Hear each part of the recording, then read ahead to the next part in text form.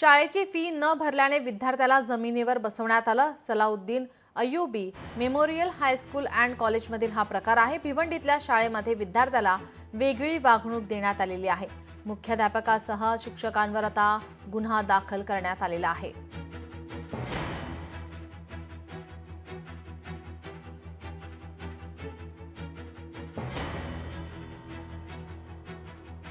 सारे बच्चे बेंच के ऊपर बैठे, सिर्फ मेरा एक बच्चा जो है नीचे है।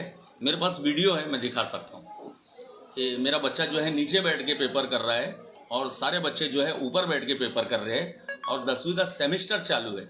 जब मैंने रीज़न पूछा सर से कि सर, तो उन्होंने खुला हाथ उठा दिया कि मुझे नहीं पता ये वो। मैंने बोला पता नहीं, आप क्या देख रहे, आप एग्जामिनेशन टीचर हो, आप क्या देख रहे सर, मतलब आपने कंप्लेंट किया क्या, आपने बोला किसी को?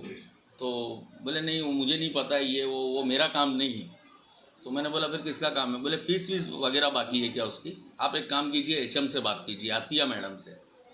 तो मैंने बोला ठीक है। मैंने उसको उठाया तो वो मुझे बोले नहीं नहीं, चालू पेपर है, ड्यूरिंग पेपर आप नहीं ले जा सकते ये वो। मैंने किसी की सुना नहीं, अपने बच्चे को उठाया, पोलीस स्टेशन में आया। मुलाची फी भरण्याची बाकी आहे, या कारणास्तव आता परीक्षा चालू असताना वर्गामध्ये फक्त एकाच मुलाला वर्गातील एका कोपऱ्यामध्ये खाली बसून पेपर लिहिण्यास सांगितले होते।